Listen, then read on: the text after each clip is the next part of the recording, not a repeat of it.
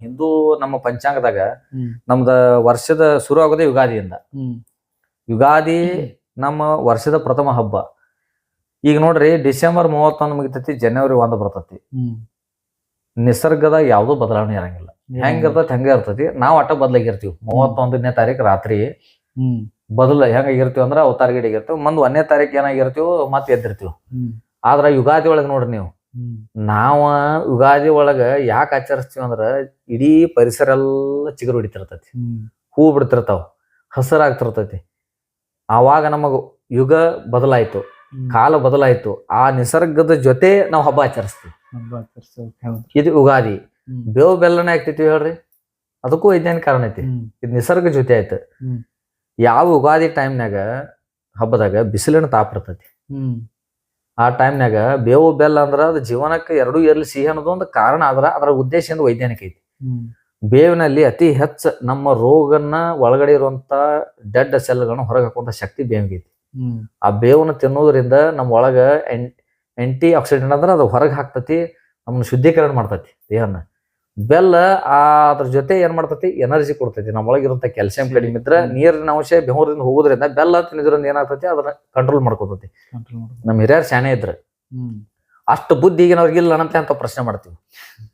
ಅದ್ರ ನಂತರ ಬರೋ ಹಬ್ಬ ಯಾವ್ದ್ರಿ ಹೇಳ್ರಿ ನೋಡೋಣ. ಯುಗಾದಿ ನಂತರ ಕಡಿ ಹಬ್ಬ ನಮ್ದು ಹೋಳಿ ನೀವು ಬಿಟ್ರಿ. ಅದಾದ್ಮೇಲೆ ಬರೋದು ಯುಗಾದಿ. ಯುಗಾದಿ ನಂತರ ಬರೋದು ಯಾವ್ದು ನಮ್ದು ಹಬ್ಬ ರೀ. ನೀವು ಇಂಗ್ಲಿಷ್ ಕ್ಯಾಲೆಂಡರ್ಲಿ ಹೋಗ್ಬಾರ್ರಿ, ನೀವು ನಮ್ಮ ಹಿಂದೂ ಹಬ್ಬ ಮುಖಾಂತರ ಹೋಗೋಣ. ಯುಗಾದಿ ಪ್ರಾರಂಭ ಆದ ನಂತರ ಬರೋದು ನಮ್ದು ಕಾರುಣ್ಣಿಮೆ. ಕಾರುಣ್ಣಿಮೆನ ಅದ ತಿಂಗಳಾಗ ಅದ ಟೈಮ್ನಾಗ ಬರ್ತೈತಿ. ಯಾಕೆ ಬರ್ತೈತಿ ಗೊತ್ತಲ್ರಿ? ಇವತ್ತು ನಾವೆಲ್ಲ ಮಾಡರ್ನ್ ಜಗತ್ತಿನಾಗ ಇದೀವೋ, ಅವತ್ತು ರೈತರು ಇದ್ರು ಬರೀ. ಆಗ ಉಳುಮೆನ ಮಾಡ್ತಾರೆ, ಅವ್ರ ಜೀವನನ ಉಳುಮೆ ಆಗಿತ್ತು. ಅದ ಆಹಾರ ರೊಕ್ಕ ನೋಡ್ ಸಹಿತ ಚಲಾವಣೆ ಇರ್ಲಿಲ್ಲ.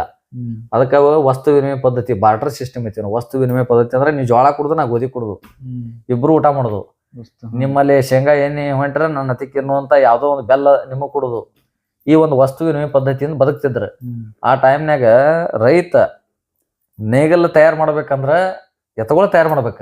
ಆ ಎತ್ತುಗಳನ್ನ ಹೊಲಕ್ಕೆ ಒಯ್ಯಕಿಂತ ಮುಂಚೆ ಅದನ್ನ ಪೂಜಾ ಮಾಡಿ ಅವಕ್ಕೆಲ್ಲ ಬಣ್ಣ ಶೃಂಗಾರ ಮಾಡಿ ಅದನ್ನ ಹೊಲಕ್ಕೆ ಒಯ್ಯುತ್ತಿದ್ದ. ಅದಕ್ಕ ಕಾರು ಹುಣ್ಣಿಮೆ ಶುರು ಆಯ್ತು. ಅದನ್ನ ಹೊಲಕ್ ತಗೊಂಡ್ ಹೋದ್ರೆ ಪೂಜೆ ಅದಕ್ಕೆ ನೋಡ್ರಿ ಒಂದು ಗೌರವ ಸಲ್ಲಿಸ್ಯಾರ. ಈಗ ನಾವ್ ನೋಡ್ರಿ ಅದ್ ನಮ್ ನಿಯಮ, ನಮ್ದು ಧರ್ಮದ ಒಂದು ಅದ ವೈಶಿಷ್ಟ್ಯ. ಕಾರ ಹುಣ್ಣಿಮೆ ನಂತರ ಬರ್ದು ಪಂಚಮಿ. ಕಾರ ಹುಣ್ಣಿಮೆ ಪಂಚಮಿ 1 ತಿಂಗಳ ಫರ್ಕ್ ಇರ್ತದೆ. ಅವಾಗ ಏನ್ ಶುರುವಾಗಿ ಜಿಟಿ ಜಿಟಿ ಮಳಿ ಶುರುವಾಗಿರ್ತೈತಿ. ಶ್ರಾವಣ ತಿಂಗಳು ಬರ್ತೈತಿಲ್ರಿ, ಜಿಟಿ ಜಿಟಿ ಮಳಿ ಇರ್ತೈತಿಲ್ರಿ. ಆ ಟೈಮ್ನಾಗ ರೈತ ಹೊಲ್ದಾಗ ಹೋಗಿ ಕೆಲಸ ಮಾಡಕ್ ಆಗತ್ತಲ್ರಿ? ಆಗಂಗಿಲ್ಲ. ಅದಕ್ಕೆ ಶ್ರಾವಣ ತಿಂಗಳಾಗ ಶ್ರಾವಣ ಅಂದ್ರ ಶ್ರವಣ ಅಂದ್ರ ಕೇಳು, ಏನನ್ನ ಕೇಳಂದ್ರ ಭಜನೆ, ದೇವರ ನಾಮಸ್ಮರಣೆ ಮಾಡತ್ತೇಳಿ 1 ತಿಂಗಳು ಏನ್ ಮಾಡ್ಯಾರಪ್ಪ ನಮ್ ಹಿರಿಯರ, ಶ್ರಾವಣ ತಿಂಗಳು ಮಾಡ್ಯಾರೋ. ಆಗ ಮನಿ ಒಳಗ್ ಕುಂತ ಏನ್ ಮಾಡುದು, ಉಂಡಿ ಚೂಡ ಗಿಡ ಮಾಡ್ಕೊಂಡ್ ಮಳಿ ಹತ್ತಿರ್ತೈತಿ, ನನ್ ಕೆಲಸ ಏನೂ ಇಲ್ಲ, ಬಿತ್ತಾರ ಮಾಡಿ ಬಂದ್ ಕೂತದಿ, ಆರಾಮಾಗಿ ದೇವ್ರ ನಾಮಸ್ಮರಣೆ ಮಾಡ್ಕೊಂಡು ಕುಂಡ್ರ 1 ತಿಂಗಳ ಅಂತೇಳಿ ಶ್ರಾವಣ ಬಂದೈತಿ. ಇದು ನಿಸರ್ಗ ಜೋಡಣೆ ಹೌದಲ್ರಿ? ನಿಸರ್ಗನೇ. ಅದ್ರ ನಂತರ ಬರೋದು ಯಾವ್ದ್ರ ನಮ್ದು ಹಬ್ಬ ಗಣಪತಿ. ಆಮೇಲೆ ಬಂದೈತಿ, ನಡುವು ಬಂದೈತಿ. ಅಂದ್ರ ಗಣಪತಿ ವೃತ ಮನಿ ಒಳಗೆ ಇರ್ತಿತ್ತ. ಆದ್ರೆ ಎಲ್ಲಿ ಇರ್ತಿದ್ದಿಲ್ಲ, ಸಾರ್ವಜನಿಕ ಗಣಪತಿ ಬಾಲಗಂಗಾಧರ ತಿಲಕರಿಂದ ಬಂದದ್ದು ನಮ್ಮಲ್ಲಿ ಏಕತೆ ಸಲುವಾಗಿ. ಗಣೇಶ ಹಬ್ಬ ಬರ್ತದೆ. ಗಣೇಶ ಹಬ್ಬ ಬಂದದ್ದು ಏನೋ ಏಕತೆಗಾಗಿ. ನಮ್ಮ ಎಲ್ಲಾ ಧರ್ಮ, ಹಿಂದೂ ಧರ್ಮವನ್ನ ಒಂದು ಒಕ್ಕಟ್ಟು ಮಾಡ್ಲಿ, ಸಾರ್ವಜನಿಕ ನಾವೆಲ್ಲರೂ ಕೂಡಿ ಬ್ರಿಟಿಷ್ ವಿರುದ್ಧ ಹೋರಾಡಕ್ ಅನುಕೂಲ ಆಗಲತ್ತ ಗಣಪತಿ ಹಬ್ಬ, ಸಾರ್ವಜನಿಕ ಹಬ್ಬಗಳು ಬಂದವು. ಅದ್ರ ನಂತರ ಬರೋದು ಯಾವ್ದ್ರಿ ನಮ್ದು ದಸರಾ. ದಸರಾ ಬರ್ತೈತಿಲ್ರಿ? ದಸರಾ ಒಳಗೆ ಏನ್ ಮಾಡ್ತೀವ್ರಿ ನಾವು? ದಸರಾ ಒಳಗ ಆ ಟೈಮ್ನಾಗ ನಿಸರ್ಗ ಹೆಂಗಿರ್ತೈತಿ ಅಂದ್ರೆ ಮಳಿಗಳು ದೊಡ್ಡ ಆಗ್ತಿರ್ತಾವ, ಜೋರ್ ಮಳಿ ಬರ್ತಿರ್ತಾವ, ಸಣ್ಣ ಜಿಡ್ಜಿಟ್ ಇರಂಗಿಲ್ರಿ. ಆ ಟೈಮ್ನಾಗ ನಾವು ಮಾಡೋ ಆಹಾರ ನೋಡ್ರಿ ಯಾವ ಪದ್ಧತಿ ಐತಿ. ನಾವು ತಿನ್ನೋ ಆಹಾರ ಅಥವಾ ದೇವ್ರಿಗೆ ಅವತ್ತ ನವದುರ್ಗಿಯರ ಪೂಜೆ ಮಾಡ್ತೀವಿ ದಸರಾ ಒಳಗೆ. 9 ದಿವಸ ಆ ದೇವರ ದೀಪ ಹಚ್ಚಿ 9 ದಿನ ದೇವ್ರನ್ನ ಸ್ಮರಣೆ ಯಾಕೆ ಮಾಡ್ತೀವಿ ಅಂದ್ರೆ, ಆ ಟೈಮ್ನಾಗ ಗುಡುಗ ಸಿಡಿಲ ಮಿಂಚಿನಂತಾವು ಭಯಂಕರ ದೊಡ್ಡ ದೊಡ್ಡ ಮಳಿ ಬರೋದ್ರಿಂದ ನಾವು ಸಂರಕ್ಷಿತವಾಗಿ ಮನ್ಯಾಗ ಇರ್ಲತ್ತ. 9 ದಿನ ನೋಡ್ರಿ ನೀವು, ದೀಪ ಬಿದ್ದಾಗ ಒಮ್ಮೆ ಮಳಿ ಶುರು ಆಯ್ತಂದ್ರೆ ಇವತ್ತು ಯಾವ ಶಕ್ತಿ ಇರ್ಬೇಕ್ರಿ, ಅದು ಕರೆಕ್ಟ್ ದೀಪ ಮುಗಿಯೋವರೆಗೆ ಮಳಿ ಬರ್ತದೆ. ಇವತ್ತು ಸಾಕ್ಷಿ ಐತಿಲ್ಲ ನಿಮ್ಮ ಮುಂದೆ. ಇದನ್ನ ನಿಸರ್ಗದ ಜೊತೆ ನಾವು ಹಿಂದೂಗಳನ್ನ ವಾಸ ಮಾಡೋದ್ರಿಂದ ಇನ್ನೊಬ್ರಿಗೆ ಅದೇನೋ ಅನಸ್ತತಿ. ಬಟ್ ಅದ ನಮ್ಮ ಹಿರಿಯರಿಗೆ ಗೊತ್ತಿತ್ತು, ನಿಸರ್ಗ ಹಿಂಗ ಆಗ್ತೈತಿ ಅಂದ್ರೆ ಹಿಂಗ ಆಗ್ತೈತಿ. ಅವಾಗ ಅದ್ರ ನಿಯಮ ಗೊತ್ತಿದ್ದು ಅವ್ರಿಗೆ. ಆ ನಿಯಮದ ಪ್ರಕಾರನ ಅವ್ರ ಬದುಕ್ತಿದ್ರ. ದೀಪಾವಳಿ ಬಂದದ್ದು ಯಾಕ್ರಿ? ಆಯುಧ ಪೂಜೆ ಮಾಡ್ತೀವಿ ನಾವು ದಸರಾ ಒಳಗೆ. ಆಯುಧ ಪೂಜೆ ಕಾರಣ ಅಂದ್ರ ಪಾಂಡವರು ವನವಾಸ ಮುಗಿಸಿ ತಮ್ಮ ಆಯುಧಗಳನ್ನ ಬನ್ನಿ ಗಿಡದಾಗ ಇಟ್ಟಿದ್ರು ಮುಚ್ಚವ್ರು. ಅಜ್ಞಾತವಾಸ ಮುಗಿಸ್ಕೊಂಡ ಬನ್ನಿ ಗಿಡದಾಗ ಎಲ್ಲ ಇಳಿಸ್ಕೊಂಡ್ರ ಆಯುಧಗಳನ್ನ. ಅವಾಗ ಪೂಜಾ ಮಾಡಿರ. ಅದನ್ನ ಪೂಜೆ ಮಾಡಿ